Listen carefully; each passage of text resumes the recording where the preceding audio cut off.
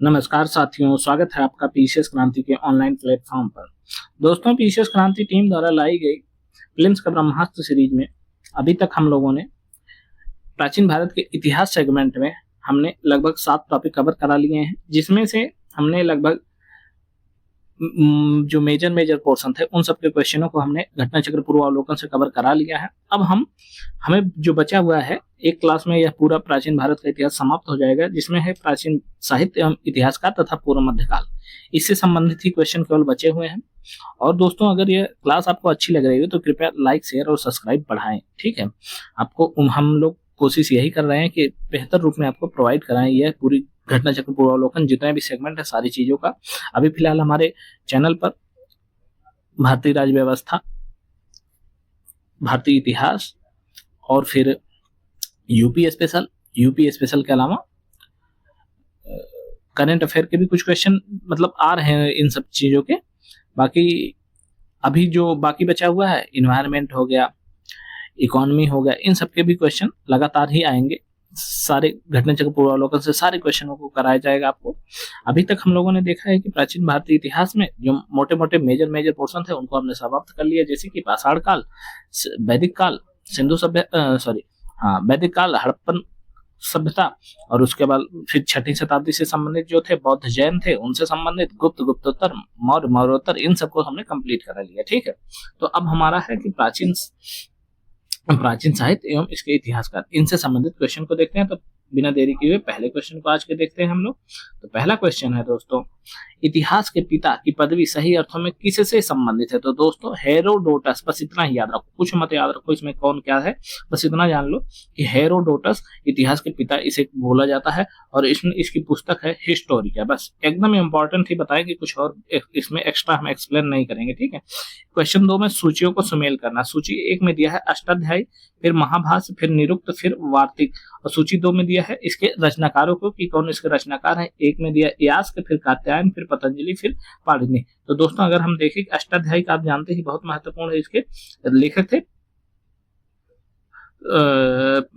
अष्टाध्यायी के लेखक पाणिनि थे, महाभाष्य के पतंजलि थे, निरुक्त के यास्क थे, शायद समझ रहे, निरुक्त के यास्क थे, और वार्तिक के कात्यायन थे, अष्टाध्यायी के पाणिनि और महाभाष्य के पतंजलि। तो इस तरीके से आपका 4, 3, 1, 2 सही आंसर हो रहा है। ठीक है, अगला क्वेश्चन दोस्तों देख लेते हैं। मुद्रा राक्षस लेखक निम्न में से कौन है? तो मुद्रा राक्षस के लेखक दोस्तों विशाख दत्त हैं। एकदम इंपॉर्टेंट बात है। और इस सबसे महत्वपूर्ण बात यहाँ पे एक ध्यान देना है, इस ग्रंथ में मौर्य इतिहास, मुख्यतः चंद्रगुप्त मौर्य के जीवन पर प्रकाश पड़ता है, यानी कि मुद्रा राक्षस मौर्य इतिहास को प्रदर्शित करता है। ठीक है, अगला क्वेश्चन, निम्नलिखित साहित्य की शास्त्रीय पुस्तकों में कौन सा गुप्त काल में लिखी गई, यानी कि कौन सी गुप्त काल की रचना है? तो पहला दिया है अमरकोश, फिर कामसूत्र, फिर मेघदूत, फिर मुद्रा राक्षस। तो इसमें से बता दें कि जो अमरकोश है, तो अमरकोश, कामसूत्र, मेघदूत, मुद्रा राक्षस बता दो विशाख दत्त, और मेघदूत यह कालिदास, और फिर क्या था कामसूत्र इसने वात्स्यायन ने, और अमर सिंह अमरकोश। ठीक है, तो यह सब दोस्तों इसमें से, तो अमर सिंह, कालिदास और यह तो दोनों क्या नाम नवरत्न ही थे चंद्रगुप्त मौर्य विक्रमादित्य के। बाकी और लोग भी मौर्य काल, गुप्त काल से ही संबंधित है। ठीक है, तो इस तरीके से इस चारों पुस्तकें गुप्तकालीन ही है। ठीक है, अगला क्वेश्चन है, 10 कुमार चरित्र के रचनाकार है? तो दोस्तों 10 कुमार चरित्र के रचनाकार दंडिन है। ठीक है, और दंडिन के और जो इसमें से और दिया है, जैसे यह देखो, उत्तर रामचरितम भवभूति का बहुत इंपॉर्टेंट है, कुमारदास का जानकी हरणम बहुत इंपॉर्टेंट है, दंडिन का तो आप 10 कुमार चरित्र देख ही लिए, सूरदास का सूर सागर, सूर सारावली, साहित्य लहरी, रामचरितमानस, विनय पत्रिका, कवितावली यह तुलसीदास की है। तो अहीं कालिदास की अभिज्ञान शाकुंतलम, कुमार संभवम, ऋतु संहारम, मालविकाग्निमित्रम, विक्रमोर्वशीयम और मेघदूतम। ठीक है, यह 10 कुमार चरित्र। सेम क्वेश्चन दंडी ने लिखा है इसे। कुमार संभवम महाकाव्य किस कवि ने लिखा? तो दोस्तों कुमार संभवम महाकाव्य कालिदास ने लिखा है। यहाँ पे आपने पहले ही दिखा दिया था आपको। अगला क्वेश्चन, निम्नलिखित में से कौन सा नाटक कालिदास ने नहीं लिखा है? तो दोस्तों जानकी हरणम कालिदास ने नहीं लिखा है, क्योंकि जानकी हरणम कुमार दास ने लिखा है। ठीक है, किसने लिखा? जानकी हरणम, कुमार दास। ठीक है, अगला क्वेश्चन देख लेते हैं, निम्नलिखित में से कौन सी पुस्तक कालिदास द्वारा नहीं लिखित है? दोस्तों उत्तर रामचरितम कालिदास द्वारा नहीं लिखित है, क्योंकि उत्तर रामचरितम जो था वह भवभूति द्वारा लिखित है। ठीक है। उत्तरी भारतीय शास्त्रीय संगीत पर बाइबल ग्रंथ संबंधित है। उत्तरी भारतीय शास्त्रीय संगीत का बाइबल ग्रंथ स्थित है, यानी कि बाइबल ग्रंथ उत्तरी भारतीय शास्त्रीय संगीत को किसे कहते हैं? नाट्य शास्त्र। नाट्य शास्त्र बहुत इंपॉर्टेंट बुक है। ठीक है। इसमें सुमेल करना है। पहले में दिया पाणिनि, फिर वात्स्यायन, फिर चाणक्य को दिया, फिर कल्हड़ को दिया है, फिर इधर कामसूत्र दिया है, इधर राजतरंगिणी, फिर अष्टाध्यायी, फिर अर्थशास्त्र, यानी कि एक तरफ लेखकों को दिया है और दूसरी तरफ पुस्तकों को इसमें सुमेल करना है। तो सुमेल में देख लेते हैं पाणिनि का आपको बहुत फेमस अष्टाध्यायी, वात्स्यायन का देख लेते हैं तो वात्स्यायन का कामसूत्र, चाणक्य का देख लेते हैं तो चाणक्य का अर्थशास्त्र, कल्हड़ का देख लेते हैं तो राजतरंगिणी। इस तरीके से आपका A3, B1, C4 और D2 के साथ ए आंसर सही हो रहा है।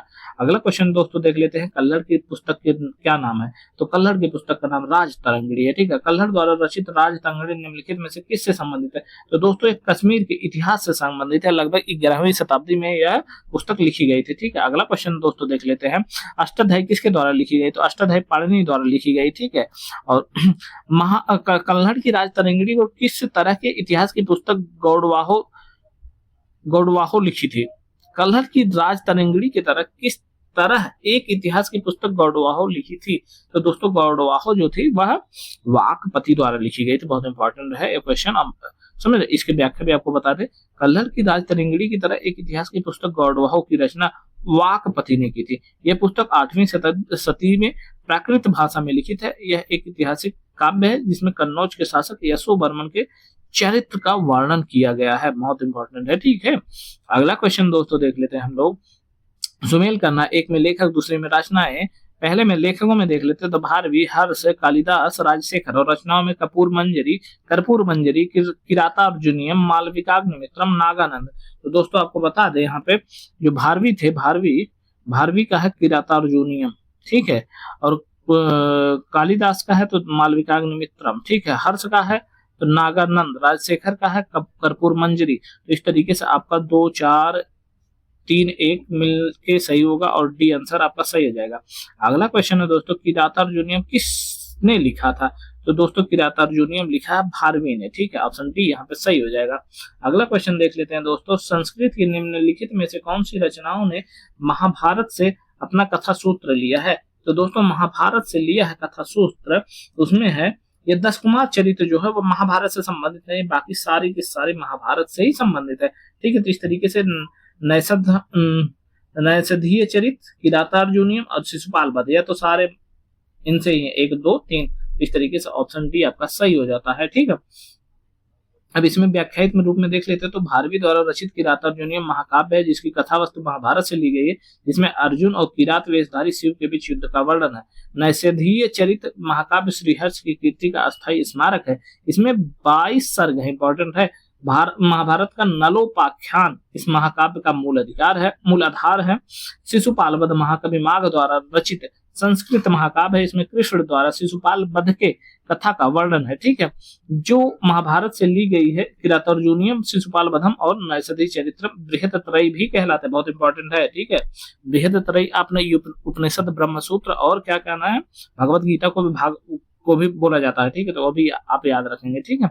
अगला क्वेश्चन है दोस्तों, सूची 1, सूची 2 में सुमेल करना है। पहले में दिया विशाखदत्त, बराहमिहिर, चरक और ब्रह्मगुप्त को, दूसरे में दिया चिकित्सा, नाटक, खगोल विज्ञान और गणित से। दोस्तों इसमें सुमेल करना, तो विशाखदत्त जो थे वह कौन किससे संबंधित है? सॉरी, चरक चिकित्सा से आप कर लेंगे।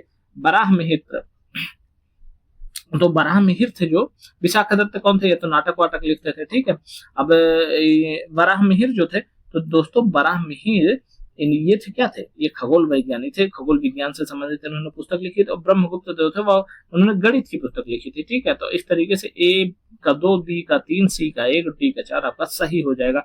अगला क्वेश्चन दोस्तों देख लेते हैं, सूची 2, इसमें सुमेल करना सूची 1 और सूची 2 में। पहले में दिया चरक, ब्रह्मगुप्त, बराहमिहिर और फिर विशाखदत्त। इधर गणित, चिकित्सा, नाटककार और ज्योतिष। तो चरक का हो गया चिकित्साकार, ब्रह्मगुप्त का होगा गणित, बराहमिहिर का हो गया ज्योतिष और विशाखा दत्त का हो गया नाटककार। इस तरीके से 2 1 4 3 आपका आंसर सही हो जाएगा। अगला क्वेश्चन देख लेते हैं, चरक संहिता नामक पुस्तक किस विषय से संबंधित है? दोस्तों चरक संहिता नामक पुस्तक चिकित्सा से संबंधित है। दोस्तों चरक संहिता कितने अध्यायों खंडों में विभाजित थी? तो यह दोस्तों 120 अध्याय और 8 खंडों में विभाजित है चरक संहिता, ठीक है। निम्न में से कौन सी बराहमिहिर की रचना नहीं है? तो दोस्तों निम्न में से अमरकोश जो है कि वह बराहमिहिर की रचना नहीं है, अमर सिंह की रचना है, ठीक है, यह अमर सिंह की रचना है। अगला क्वेश्चन है, बराहमिहिर की पंच सिद्धांतिका आधारित है। तो दोस्तों बराहमिहिर की जो पंच सिद्धांतिका है वह दोस्तों यूनानी ज्योतिर्विद्या पर आधारित है, ज्योतिष से संबंधित पुस्तक है यह, ठीक है। अगला क्वेश्चन है, राजनीति की प्रारंभिक पुस्तक नीतिसार किसके द्वारा लिखी गई? तो दोस्तों नीतिसार कामंदक द्वारा लिखी। ऑप्शन बी आपका सही है। राजनीति पर आधारित प्रारंभिक पुस्तक नीतिसार के लेखक कामंदक थे। राजनीतिक विषयों पर आधारित पुस्तक अर्थशास्त्र के लेखक कौटिल्य चाणक्य थे। यह पुस्तक 15 अधिकरण तथा 180 प्रकरण में विभाजित है। कनिष्क के राजदरबार में आयुर्वेद के प्रख्यात विद्वान चरक निवास करते थे। यह कनिष्क के राजवैद्य थे जिन्होंने चरक संहिता का रचना की थी। यह औषधि शास्त्र विषय के ऊपर लिखी गई प्राचीनतम रचना है। निम्नलिखित में से कौन सा सुमेल नहीं है? ध्यान देना है। कालिदास का रघुवंश एकदम सही है। भास का स्वप्नवास दत्तम यह भी सही। सुबंधु का कादम्बरी यह गलत है क्योंकि कादम्बरी तो लिखा था बाण भट्ट द्वारा, ठीक है। तो यह तरीके से आपका ऑप्शन सी है, इस क्वेश्चन में सही हो जाएगा। मिलिंद पन्हो है, तो मिलिंद पन्हो दोस्तों पाली ग्रंथ है एक तरीके से जिसमें मीनांडर और नागसेन के बीच वार्तालाप हुआ है, ठीक है। मौद्ध ग्रंथ मिलिंद पन्हो किस हिंद एवं शासक पर प्रकाश डालता है? तो मीनांडर पर प्रकाश डालता है, ठीक है, जिसे मिलिंद पन्हो का नाम दिया गया था। मिलिंद पन्हो राजा मिलिंद तथा एक बौद्ध भिक्षु के मध्य संवाद के रूप में वह भिक्षु थे, तो भिक्षु नागसेन थे, ठीक है। मिलिंद पन्हो राजा मिलिंद तथा एक बौद्ध भिक्षु के मध्य संवाद में वह भिक्षु थे। सेम क्वेश्चन, आपको कुछ देखना ही नहीं इसमें। अगला क्वेश्चन है, भारतीय इतिहास के संदर्भ में निम्नलिखित मूल ग्रंथों पर विचार कीजिए। नैतिक पकड़ और परशिष्ट वर्मन, अवदान शतकम, त्रिशिष्ट लक्षणम, महापुराणम, इसमें से पूछा गया है कि कौन जैन ग्रंथ है। तो दोस्तों इसमें बता दें कि जैन ग्रंथ है परशिष्ट वर्मन जिसे हेमचंद्र द्वारा लिखा गया था, यह सही है, परशिष्ट वर्मन। और फिर क्या कहते हैं, त्रिशिष्ट लक्षण महापुराण, यह भी चामुंडराय द्वारा लिखा गया, चामुंडराय द्वारा लिखा गया था। इसमें से आपका 2 और 4 केवल सही होंगे क्योंकि यही दोनों जैन ग्रंथ है मूल रूप में।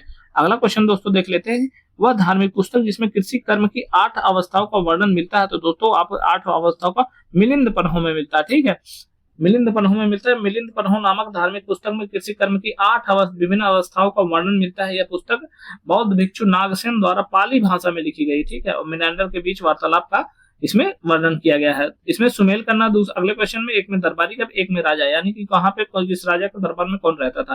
पहला अमीर खुसरो, फिर कालिदास, फिर हरिसेन, फिर बाणभट्ट, इधर चंद्रगुप्त द्वितीय, समुद्रगुप्त, हर्षवर्धन और अलाउद्दीन खिलजी। तो अमीर खुसरो अलाउद्दीन खिलजी हो गए, कालिदास हो गए चंद्रगुप्त द्वितीय के समय हो गए, हरिसेन जो हो गए वह हर्षवर्धन के समय, और बाणभट्ट हो गए समुद्रगुप्त के समय। इस तरीके से आपका आंसर 4 1 2 3 मिलकर दूसरा सही हो जाएगा। अगला क्वेश्चन देख लेते हैं, राज तरंगिणी के लेखक कल्हड़ के समय शासक कौन था। तो दोस्तों राज तरंगिणी कल्हड़ के समय शासक जय सिंह था, ठीक है। अगला क्वेश्चन है दोस्तों देख लेते हैं, और इसमें थोड़ी सी राज तरंगिणी की अगर व्याख्या हम देख लें तो राज तरंगिणी के लेखक कल्हड़ के समय कश्मीर का शासक जय सिंह 1128 से लेकर 1149 तक इसने शासन किया था। उसी के शासनकाल के दौरान कल्हड़ ने अपनी महान कृति राज तरंगिणी को पूरा किया। राज तरंगिणी में कुछ 8 तरंग और 2826 श्लोक हैं, ठीक है। और प्रथम 3 तरंगों में अत्यंत प्राचीन काल का कश्मीर का परंपरागत इतिहास है। चौथे से छठे तरंग में कारकोट तथा उत्पल वंशों का इतिहास है। 7वें और 8वें तरंगों में लोहार वंश का इतिहास है, ठीक है।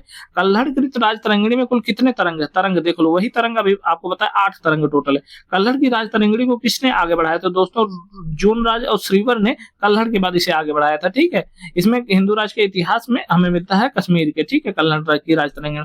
सौदरानंद किसकी रचना? तो दोस्तों सौदरानंद अश्वघोष की रचना है, ठीक है। यह भी किसके शासनकाल में थे? यह कनिष्क के राज दरबारी थे जो बुद्ध चरित्र, सौदरानंद और सारिपुत्र प्रकरण लिखा था। नागानंद रत्नावली प्रियदर्शिका के लेखक कौन से थे? या बाणभट्ट थे। और बाणभट्ट किसके दरबार में रहते थे? हर्ष के दरबार में रहते थे, ठीक है। अगला क्वेश्चन है दोस्तों, हर्ष ने अपनी निम्न में से किन रचनाओं का लेखन किया है? तो दोस्तों इसमें से हर्ष ने किया है लेखन प्रियदर्शिका, नागानंद और रत्नावली, इन सबका रचना।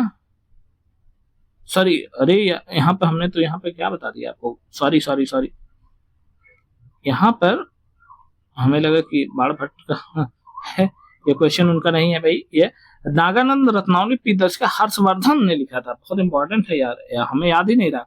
हर्षचरित बाणभट्ट ने लिखा था और हम गलती से बोल गए, सॉरी, यहाँ पे डी आंसर आपका सही होगा। नागानंद रत्नावली प्रियदर्शिका, यह है हर्षवर्धन ने लिखा था। अगला क्वेश्चन है दोस्तों, प्रियदर्शिका नागानंद रत्नावली यह किसने लिखा है? 1, 2, 4, तो यह हर्ष ने लिखा। ठीक है, निम्नलिखित में से किस नाटक की रचना हर्षवर्धन द्वारा की गई थी? तो इसमें से क्या किया गया था? प्रियदर्शिका की रचना हर्षवर्धन द्वारा की गई थी। निम्नलिखित में 4 ग्रंथों में से कौन सा विश्वकोशीय ग्रंथ है?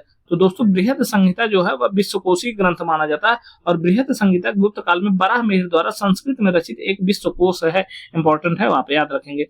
प्राचीन भारत के इतिहास के संदर्भ में भवभूति, हस्तिमल तथा क्षेमेश्वर क्यों प्रसिद्ध थे? तो दोस्तों ये लोग नाटककार थे। ठीक है, भवभूति, हस्तिमल और क्षेमेश्वर। दोस्तों प्राचीन भारत के इतिहास के संदर्भ में भवभूति, हस्तिमल तथा क्षेमेश्वर प्रसिद्ध नाटककार थे।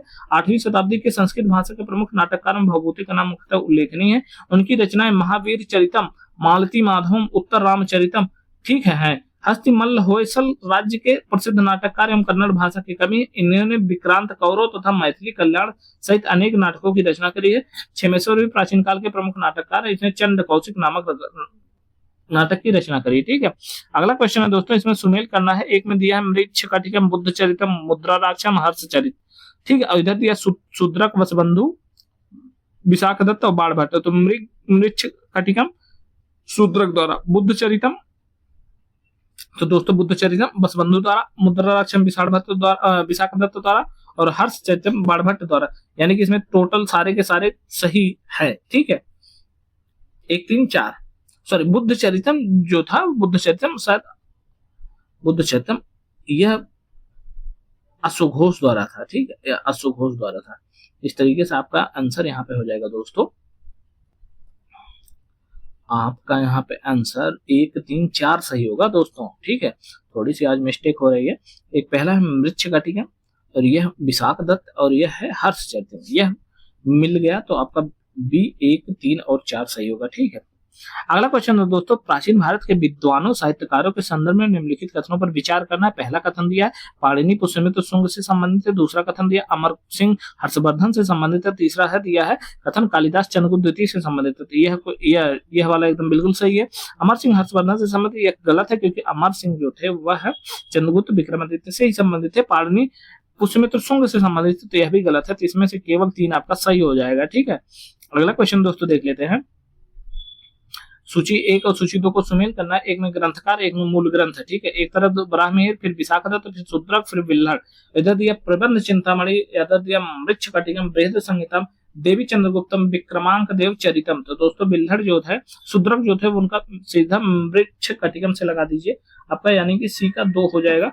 और वराहमिहिर जो थे वह बृहद संहिता है इनकी। विशाखदत्त जो थे उनका है विशाखदत्त, B वाला ऑप्शन आपका हो जाएगा। तो देवी चंद्रगुप्तम थे, और बिल्हड़ जो थे वह थे विक्रमांक देव चरितम। इस तरीके से आपका बी वाला आंसर सही हो जाएगा। ठीक है, अगला क्वेश्चन है दोस्तों, प्राचीन भारतीय इतिहास के संदर्भ में निम्नलिखित युग्मों पर विचार करना। एक तरफ साहित्यिक कृति दी है, एक तरफ रचनाकार का नाम दिया है।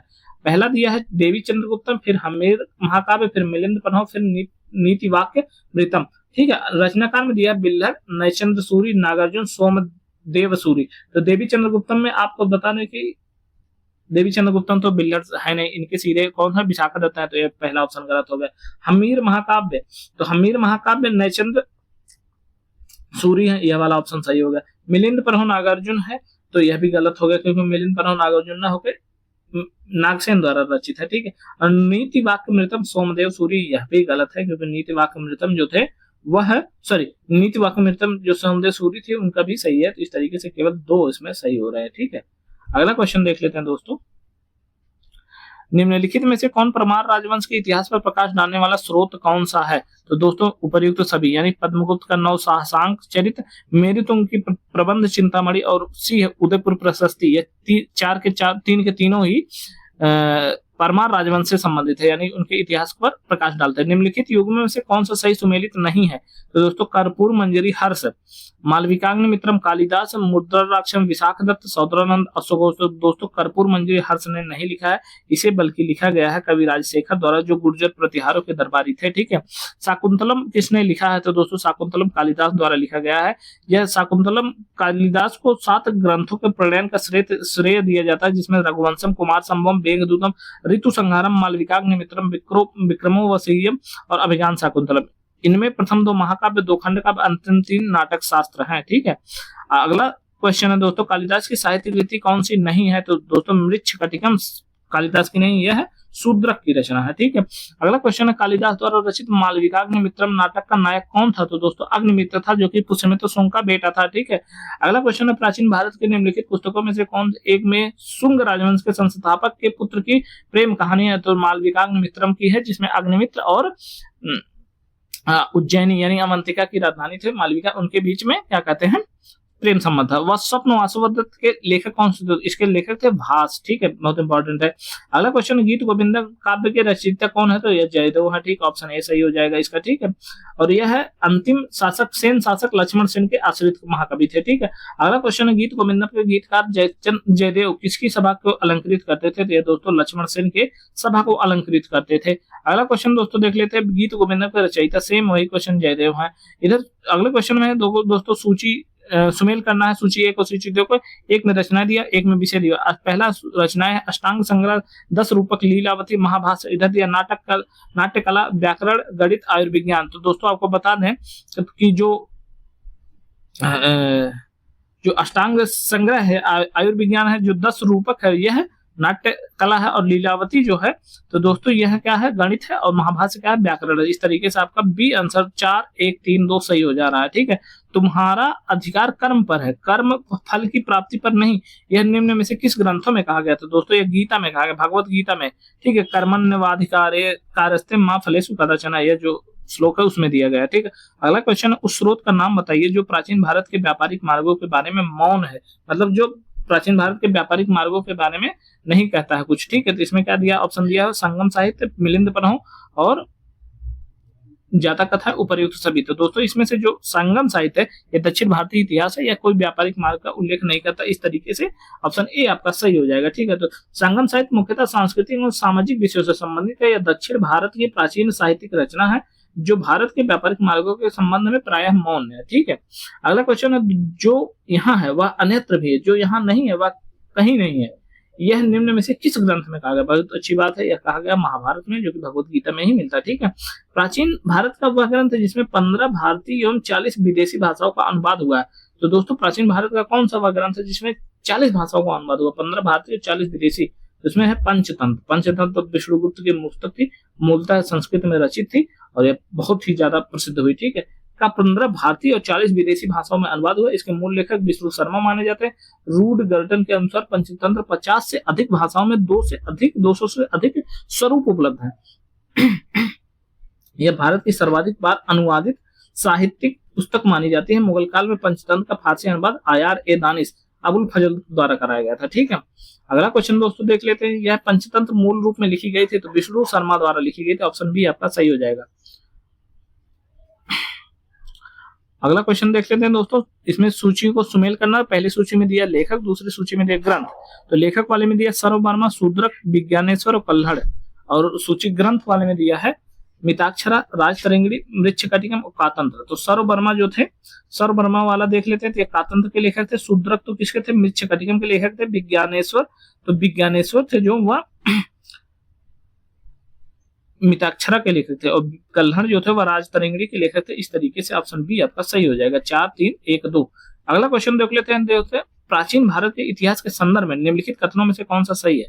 पहला कथन दिया है मिताक्षरा उच्च जाति की सिविल विधि थी और दाय भाग निम्न जाति की सिविल विधि थी। ठीक है, अगला क्वेश्चन है, मिताक्षरा व्यवस्था में पुत्र अपने पिता के जीवन काल में ही संपत्ति का अधिकार का दावा कर सकते थे, जबकि दाय भाग व्यवस्था में पिता की मृत्यु के उपरांत ही पुत्र संपत्ति पर अधिकार का दावा कर सकते थे। ठीक है, अगला क्वेश्चन है, मिताक्षरा व्यवस्था किसी परिवार के केवल पुरुष सदस्यों से के संपत्ति संबंधी मामलों पर विचार करती थी, जबकि दाय भाग व्यवस्था किसी परिवार के पुरुष एवं महिला सदस्यों दोनों के संपत्ति संबंधी मसलों पर विचार नहीं करते थे। इसमें से ऑप्शन केवल आपका 2 हो जाएगा दोस्तों।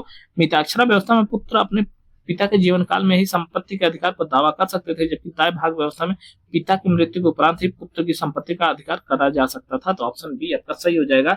ठीक है, अगला क्वेश्चन दोस्तों देख लेते हैं, निम्नलिखित में से कौन बीजगणित के क्षेत्र में अपने योगदान के लिए प्रसिद्ध रूप में जाने जाते हैं? तो दोस्तों भास्कराचार्य जो थे वह बीजगणित के क्षेत्र में बहुत मेहनत करी थी इन्होंने। ये यद्यपि भारत में बीजगणित का ज्ञान काफी पहले से विकसित हो चुका था तथा आर्यभट्ट ब्रह्मपुत्र ने कतिपय बीजगणित सिद्धांत प्रस्तुत किए थे, तथापि 12वीं शताब्दी के गणितज्ञ भास्कर फर्स्ट यानी भास्कर सेकंड जिन्हें बोला जाता है, भास्कराचार्य ने बीजगणित के क्षेत्र में विशेष योगदान दिया। इनकी प्रसिद्ध पुस्तक सिद्धांत शिरोमणि 4 भागों लीलावती, बीजगणित, गणिताध्याय और गोलाध्याय में विभाजित है। बहुत इंपॉर्टेंट है, ठीक है। अगला क्वेश्चन है, लीलावती के लेखक भास्कर द्वितीय थे। तो लीलावती के लेखक भास्कर द्वितीय गणितज्ञ थे, ठीक है। गणित की पुस्तक लीलावती के लेखक तो ये कौन थे? भास्कराचार्य हैं, ठीक है। अगला क्वेश्चन है दोस्तों, आर्यभट्ट थे। तो आर्यभट्ट दोस्तों भारतीय गणितज्ञ एवं खगोल शास्त्री थे।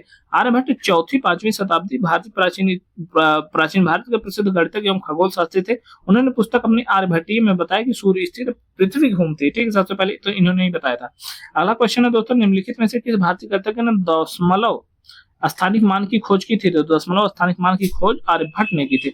मत्त विलास प्रहसन के लेखक कौन थे? तो मत्त विलास प्रहसन के लेखक महेंद्र वर्मन है, ठीक है। यह एक संस्कृत नाटक है। इसके लेखक पल्लव नरेश महेंद्र देव वर्मन प्रथम है। इसमें तत्कालीन सामाजिक एवं धार्मिक जीवन के बारे में विवरण मिलता है। यह परिहास नाटक है। इसमें धार्मिक आडंबरों पर कटाक्ष किया गया है। अगला क्वेश्चन है, ललित विग्रहराज नाटक की रचना किसने की थी? तो दोस्तों ललित विग्रहराज लिखा था सोमदेव ने, ठीक है। अगला क्वेश्चन है, महानंदी का पौराणिक नाम नीलोत्पला बताया गया है। यह किस पुराण में बताया गया? तो दोस्तों वायु पुराण में बताया गया। महानदी पौराणिक काल में भारतीय उपमहाद्वीप में प्रमुख नदियों में से एक रही है, ठीक है।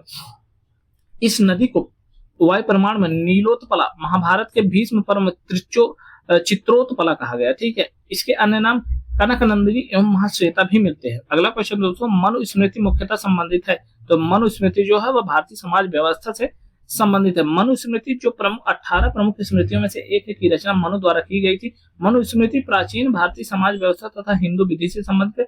मनु को प्राचीन भारत का प्रथम एवं महान विधि निर्माता माना जाता है। अगला क्वेश्चन है, प्राचीन काल के महान विधि निर्माता कौन थे? तो मनु थे, ठीक है। अगला क्वेश्चन, निम्नलिखित में से किसे भारत का प्रथम विधि निर्माता माना जा सकता है? तो मनु को माना जा सकता है। शून्य का आविष्कार किसने किया था? दोस्तों शून्य का आविष्कार किसी अज्ञात व्यक्ति ने किया था। अगला क्वेश्चन देख लेते हैं दोस्तों, शून्य की खोज किसने की थी? शून्य की खोज भारतीयों ने करी थी। और यह है शायद इस टॉपिक का अंतिम क्वेश्चन हो सकता है। निम्नलिखित में से कौन सा जोड़ा सही सुमेलित नहीं है? तो दोस्तों इसमें से पहला द नेचुरल हिस्ट्री टालेमी द्वारा, यह टालेमी द्वारा नहीं लिखी गई बल्कि इसके लेखक थे प्लिनी, ठीक है। तो आपका ऑप्शन बी यहाँ पे सही होगा इस वाले क्वेश्चन में, ठीक है। यह दोस्तों अंतिम क्वेश्चन है इस टॉपिक का, ठीक है। निम्न में से कौन सबसे प्राचीन वाद्य यंत्र है? तो दोस्तों वीणा, ऑप्शन बी आपका सबसे सही है, जो सबकी सबसे वाद्य यंत्र है, ठीक है, सबसे प्राचीन वाद्य यंत्र है। अगला टॉपिक है दोस्तों पूर्व मध्य काल 800 से 1200 ईस्वी तक का। यह इससे जितने भी क्वेश्चन है उसको हम कंप्लीट करेंगे। इससे पहले हमने प्राचीन भारतीय इतिहास का जो पुराना वाला टॉपिक था उसको हमने कंप्लीट कर लिया। अब इससे देखते हैं जो भी क्वेश्चन है हमारे। तो इसमें पहला क्वेश्चन है दोस्तों, निम्नलिखित में से कौन शासक पृथ्वीराज चौहान के नाम से जाना जाता है? तो दोस्तों पृथ्वीराज तृतीय को ही पृथ्वीराज चौहान कहा जाता है।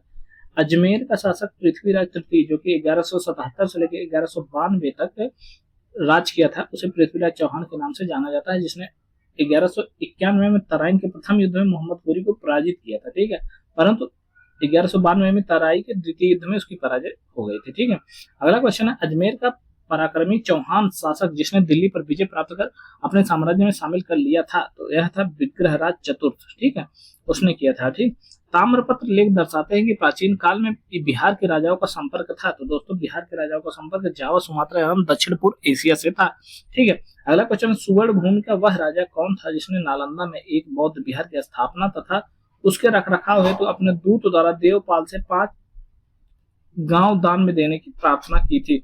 तो यह था बालपुत्र देव, ठीक है दोस्तों।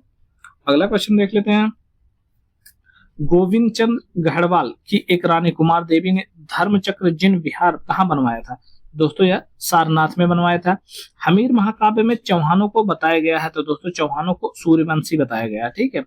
आल्हा उदल संबंधित थे, तो आल्हा उदल दोस्तों महोबा से संबंधित थे, जो कि ये चंदेल शासक परमर्दी देव जिसे परमल भी कहा जाता था 1165 से लेकर 1203 में सेना नायक थे, जो 1182 में पृथ्वीराज चौहान के आक्रमण का डटकर सामना करने के बाद वीरगति को प्राप्त होते हैं। और चंदेलों एवं चौहानों के इस संघर्ष का वर्णन चंद्र बरदाई कृत पृथ्वीराज रासो एवं जगनी कृत परमाल रासो के आल्हा खंड से प्राप्त होता है।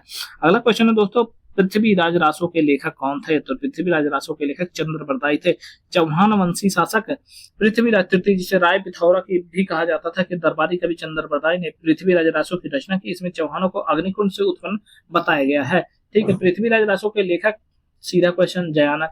निम्नलिखित युग्मों में से कौन सा सुमेल नहीं है? तो दोस्तों इसमें से सुमेल चंद्रबरदाई, हमीर रासो, अब्दुल रहमान, हमीर रासो, चंद्रबरदाई, पृथ्वीराज रासो, जगनिक, आल्हा खंड, नरपति नाल है, बीसल देव रासो, यह सही है। जगनिक सही भी है, चंद्रबरदाई का भी सही। यह अब्दुल रहमान पृथ्वी हमीर रासो से संबंधित नहीं है। ठीक है, इनकी रचना सारंगधर ने की थी, हमीर रासो की। ठीक है, अगला क्वेश्चन दोस्तों है, निम्नलिखित राजपूत वंशों में किसने 8वीं शताब्दी में दिल्ली शहर की स्थापना की? तो दोस्तों तोमरों ने की थी। ठीक है, 8वीं शताब्दी में दिल्ली शहर की स्थापना तोमर वंश के अनंगपाल ने की थी। चंद्रबरदाई की रचना पृथ्वीराज रासो में तोमर वंश के राजा अनंगपाल को दिल्ली का संस्थापक बताया गया है। बाद में कुछ चौहान शासकों ने दिल्ली को अपने अधिकार में ले लिया था। ठीक है, अगला क्वेश्चन है, जेजाक भुक्ति का प्राचीन नाम क्या था? जेजाक भुक्ति का प्राचीन नाम बुंदेलखंड था। जेजाक भुक्ति बुंदेलखंड का प्राचीन नाम था। चंदेल वंश के संस्थापक नन्नू के पुत्र जयशक्ति या जेजाक के नाम पर यह प्रदेश जेजाक भुक्ति कहलाया। धंगदेव किस वंश का संस्थापक था? तो दोस्तों जेजाक भुक्ति के चंदेल वंश का संस्थापक था, जो कि खजुराहो के मंदिरों का निर्माण कराया था। ठीक है, निम्नलिखित शासकों का सही कालानुक्रम कूट चयन कीजिए। पहला है विद्याधर, फिर धंग, फिर यशो वर्मा, फिर कीर्ति वर्मा। तो दोस्तों इसमें क्या है, पहला है यशो वर्मा। ठीक है, फिर उसके बाद फिर क्या, धंग है, फिर विद्याधर है, फिर उसके बाद कीर्ति वर्मा है। तो इस तरीके से ऑप्शन 3, 2, 1, 4 आपका सही हो जाएगा। चित्तौड़गढ़ के त्रिभुवन नारायण मंदिर को किसने बनवाया था? तो दोस्तों चित्तौड़गढ़ के त्रिभुवन नारायण मंदिर को परमार राजा भोज ने बनवाया था। ठीक है, पुंड्रवर्धन भुक्ति अवस्थित है। तो दोस्तों पुंड्रवर्धन भुक्ति उत्तर बंगाल में अवस्थित है। प्राचीन काल में पुंड्रवर्धन भुक्ति उत्तर बंगाल के क्षेत्र में अवस्थित थी। पाल चंद्रसेन राजवंशों के युग में इसके क्षेत्राधिकार का विस्तार रहा, उत्तर बंगाल के बाहर भी रहा। पाल वंश के संस्थापक कौन है? तो पाल वंश के संस्थापक दोस्तों गोपाल थे। ठीक है, अगला क्वेश्चन दोस्तों देख लेते हैं हम लोग।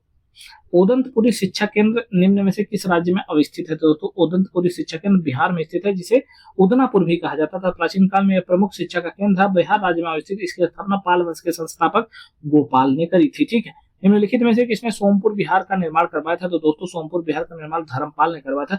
धर्मपाल ने विक्रमशिला तथा सोमपुरी पहाड़पुर में प्रसिद्ध बिहारों की स्थापना कराई। इसकी राज्यसभा में बौद्ध लेखक हरिभद्र निवास करता था।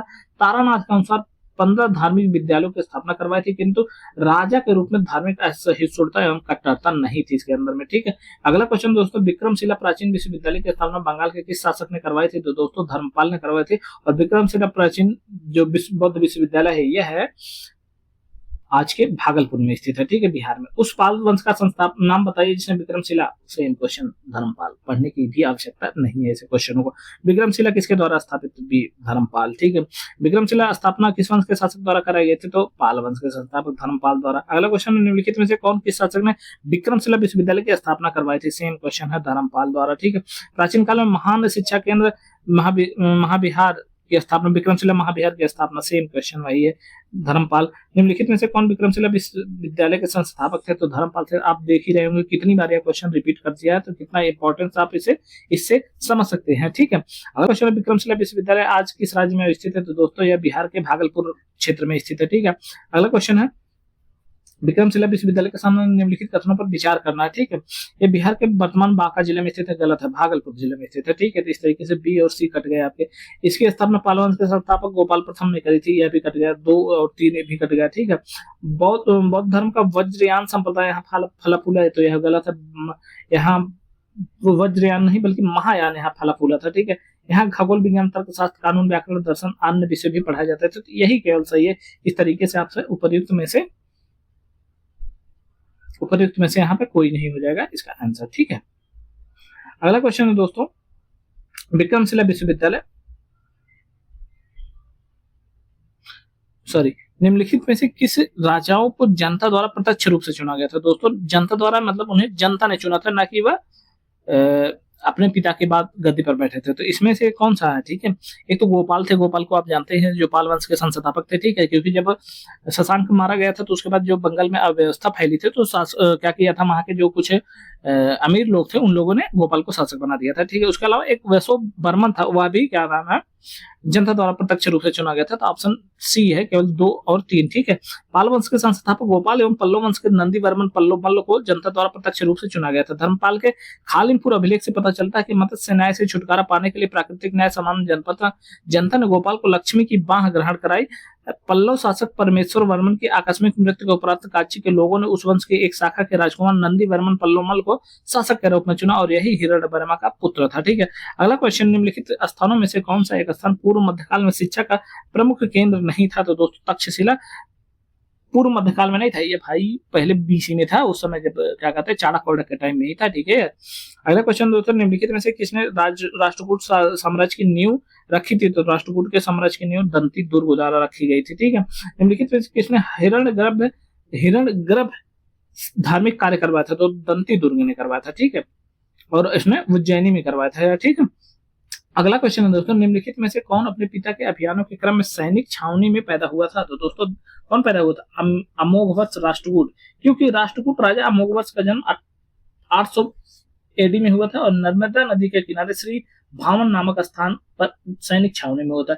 इस समय उसके पिता राष्ट्रकूट राजा गोविंद तृतीय द्वारा उत्तर भारत के सफल अभियानों के बाद वापस लौट रहे थे। ठीक है, अगला क्वेश्चन है, महानतम प्रतिहार राजा कौन से? तो दोस्तों महानतम प्रतिहार राजा मिहिर भोज थे। ठीक है, प्रतिहार वंश का महानतम शासक मिहिर भोज था। इसका शासनकाल 836 से 885 एडी तक चला। धर्मपाल पाल वंश का राजा था, इसका शासनकाल 780 से लेकर 810 तक था। ठीक है, अगला क्वेश्चन दोस्तों, गुर्जर प्रतिहार शासकों में किसकी उपाधि आदि वराह थी? तो दोस्तों मिहिर भोज की उपाधि आदि वराह थी। ठीक है, अगला क्वेश्चन देख लेते हैं, राजा मिहिर भोज के संबंध में क्या सही नहीं है? ये नागभट्ट सेकंड के पुत्र थे और फिर इनके साम्राज्य की राजधानी कन्नौज थी और अरब यात्री अलमसूदी उन्हें बौरा का नाम दिया था। तो इस तरीके से ये दोनों कथन आपके सही हैं, सही नहीं है, और आपका केवल एक कथन सही है, वे नागभट्ट द्वितीय के पुत्र थे। निम्नलिखित में से ऐतिहासिक व्यक्तियों के कालानुक्रम को संयोजित करना है, इसमें दिया पहला नागभट्ट सेकंड, फिर महिपाल, फिर महेंद्रपाल, फिर वत्सराज। तो दोस्तों पहले हो जाएंगे वत्सराज, फिर हो जाएंगे आपका नागभट्ट फर्स्ट, नागभट्ट सेकंड, फिर उसके बाद महिपाल, फिर महेंद्रपाल हो जाएंगे। इस तरीके 4 1 3 2 आपका आंसर बी सही हो जाएगा। ठीक है, अगला क्वेश्चन है, निम्नलिखित में से कौन सा शासक गुर्जर प्रतिहार राजवंश से संबंधित नहीं है? तो दोस्तों भरतृभट्ट फर्स्ट, यह गुर्जर वंश से संबंधित नहीं है। ठीक है, अगला क्वेश्चन दोस्तों देख लेते हैं, अरब यात्री सुलेमान ने किस प्रतिहार राजा के शासनकाल में भारत की यात्रा करी थी? तो दोस्तों भोज प्रथम के समय में यह भारत की यात्रा करी थी। ठीक है, महान जैन शासक हेमचंद किसकी सभा को अलंकृत करते थे? तो दोस्तों एक कुमारपाल, जो कि क्या कहते हैं गुजरात में शासक थे, उनके सभा में रहते थे। निम्नलिखित में से किसने एक नया संवत चलाने के लिए यश प्राप्त किया था? तो दोस्तों यह किया था लक्ष्मण सेन ने, जिसे यह सेन वंश के संस्थापक भी माना जाता था, शासक था। इसने 28 वर्षों का शासन किया, इसमें एक लक्ष्मण संवत प्रारंभ किया था। ठीक है, लक्ष्मण संवत प्रारंभ निम्नलिखित किस वंश द्वारा किया गया था? तो दोस्तों यह किया गया है सेनों द्वारा। ठीक है, अगला क्वेश्चन है, निम्नलिखित में से कौन मध्यकालीन भारत के प्रसिद्ध विद्यावेत्ता थे? एक विज्ञानेश्वर, हेमाद्रि, राजशेखर, जीमूत वाहन। तो दोस्तों इसमें से कौन थे? ये तो विज्ञानेश्वर थे जिन्होंने मिताक्षरा लिखी थी, और उसके बाद फिर कौन थे? हेमाद्रि भी थे और फिर जीमूत वाहन भी थे। इस तरीके से 1 2 4 आपके आंसर सही होंगे, विज्ञानेश्वर, हेमाद्रि और जीमूत वाहन। ठीक है, अगला क्वेश्चन दोस्तों देख लेते हैं, महान संस्कृत कवि एवं नाटककार राजशेखर निम्न में से किसके दरबार में थे, संबंधित थे? तो दोस्तों यह महिपाल के दरबार में भी थे और महेंद्रपाल फर्स्ट के दरबार में थे। इस तरीके से बी और सी दोनों आपके आंसर सही हो जाएंगे। अगला क्वेश्चन है दोस्तों, यहाँ पे सूचियों को मिलान करना है। पहली सूची में दिया प्रतिहार, चोल, परमार, सोलंकी, और दूसरी सूची में दिया तंजौर, अनिलवाड़ा, धारा और कन्नौज। तो दोस्तों इसमें से आपको मिलाना है, तो एक का होगा प्रतिहार लोग कन्नौज पे शासन कर रहे थे, और फिर चोल लोगों ने तंजौर पर किया था, परमारों ने धारा पे किया था, और सोलंकियों ने अनिलवाड़ा पे किया था। इस तरीके से आपका आंसर डी सही हो जाएगा। ठीक है, अगला क्वेश्चन है, यहाँ पे भी युग्मों पर विचार करना और बताना कि कितने युग्म सही है। तो नन्नू को बता रहा है चंदेल, जयशक्ति को बताया गया है राजवंश, परमार राजवंश से संबंधित, नागभट्ट द्वितीय को गुर्जर प्रतिहार से, और भोज को राष्ट्रकूट से बताया गया है। तो दोस्तों इसमें बता दें कि जो नन्नू था वो चंदेल से संबंधित है, यह बिल्कुल सही है, और फिर जयशक्ति भी चंदेल से संबंधित है। इस तरीके से दूसरा वाला गलत है, और नागभट्ट द्वितीय गुर्जर प्रतिहार से संबंधित था, यह भी सही है, और भोज राष्ट्रकूट यह गलत है। तो इस तरीके से केवल 2 ऑप्शन सही है, नन्नुक वाला और नागभट्ट द्वितीय वाला। ठीक, अगला क्वेश्चन, गुर्जर प्रतिहार वंश की स्थापना की थी? तो दोस्तों गुर्जर प्रतिहार वंश की स्थापना नागभट्ट प्रथम द्वारा की जाती है। ठीक है, राजवंश जो कन्नौज पर आधिपत्य स्थापित करने के लिए त्रिकोणी संघर्ष में उलझे थे, तो पाल थे, राष्ट्रकूट थे और गुर्जर थे, यानी कि 2 3 4 आपके आंसर सही हो जाएंगे। ठीक है, 2 3 4 सी ऑप्शन सही हो जाएगा। अगला क्वेश्चन है, निम्नलिखित में से कौन सा त्रिकोणात्मक संघर्ष का हिस्सा नहीं थे? तो दोस्तों इसमें चोल नहीं थे। महोदय किसका पुराना नाम था? तो महोदय कन्नौज का पुराना नाम था, ठीक है। नगर महोदयश्री के नाम से कौन सा जाना जाता था? तो कन्नौज जाना जाता था। निम्नलिखित में से राष्ट्रकूट शासक ने, किस राष्ट्रकूट शासक ने प्रतिहार शासक नागभट्ट द्वितीय को हराया था? तो दोस्तों इसमें हराया था इसको हराया था गोविंद तृतीय ने, ठीक है। प्रतिहार के नागभट्ट द्वितीय को गोविंद तृतीय ने हराया था, ठीक है। निम्नलिखित में से कौन सा सुमेलित नहीं है? पहला दिया है पूर्व मध्यकालीन उत्तर प्रदेश के शहर और फिर वर्तमान स्थिति। कोल कोइल, अलीगढ़, महोदयश्री महोबा, महोदयश्री महोबा, महोदयश्री कन्नौज और जिजाक भुक्ति कौशाम्बी। तो डी वाला ऑप्शन सही नहीं है, क्योंकि जो कौशाम्बी है जिजाक भुक्ति व बुंदेलखंड वाला रीजन है, ठीक है। निम्नलिखित में से किसने खंभात में तोड़ी गई मस्जिद के पुनर्निर्माण के लिए आर्थिक सहायता प्रदान करी थी? तो यह करी थी जय सिंह सिद्धराज द्वारा, ठीक है, जो कि गुजरात के चालुक्य वंश से संबंधित है, ठीक है। परमार वंश का संस्थापक कौन था? तो दोस्तों परमार वंश का संस्थापक यह उत्तराखंड वाले रीजन का जो परमार वंश था वहां का बोला जाता था, जिसे कनकपाल द्वारा बोला जाता था, ठीक है। अगला क्वेश्चन है, राजा भोज ने शासन किया? तो दोस्तों राजा भोज ने शासन किया था धारा, जो कि मालवा वाले रीजन में वर्तमान क्षेत्र में है। अर्धधारा नीरा लंबा नीरा, अर्धधारा नीरा धारा नीरा लंबा सरस्वती, पंडिता खंडिता सर्वे भोज राजे दिवंगते, ठीक है। जब राजा भोज की मृत्यु पर यह उल्लेख किया गया था। निम्नलिखित में से किसने काल्पनिक वैज्ञानिक उपकरणों पर पुस्तक लिखी थे? तो दोस्तों काल्पनिक वैज्ञानिक उपकरणों पर पुस्तक राजा भोज ने लिखी थी, जो कि युक्त कल्पतरु और सम्रांगण सूत्रधार है, ठीक है। अगला क्वेश्चन है, भोजशाला मंदिर का अधिष्ठात्री देवी कौन है? तो भगवती सरस्वती है, ठीक है। अगला क्वेश्चन दोस्तों देख लेते हैं, कौन सा परमार वंश का शासक नहीं है? तो दोस्तों इसमें गांगेय था, जो कि कलचुरी वंश का संस्थापक था, जो कि उड़ीसा वाले क्षेत्र में राज करता था, उसका राजा था, ठीक है। निम्नलिखित में से किस अरब लेखक ने कलचुरी शासक गंगदेव की राजधानी त्रिपुरी का विवरण किया था? तो दोस्तों अलबरूनी ने किया था। अलबरूनी एक अरबी यात्री था, जो 11वीं शताब्दी में महमूद गजनी के साथ भारत आया था। वह अपनी भारत यात्रा का विवरण किताब उल हिंद, बहुत इंपॉर्टेंट पुस्तक है, आप इसे याद रखेंगे, नामक पुस्तक में दिया था।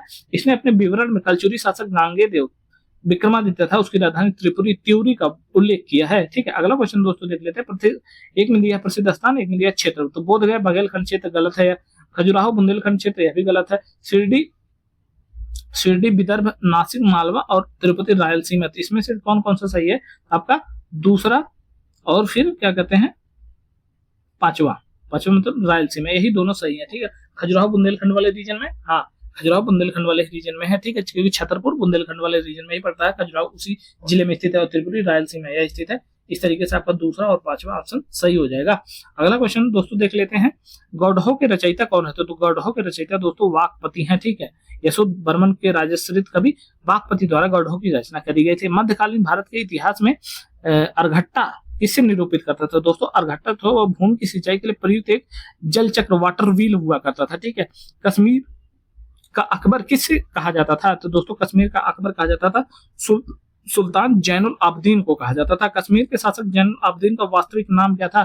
तो दोस्तों उसका वास्तविक नाम था शाही खां, ठीक है।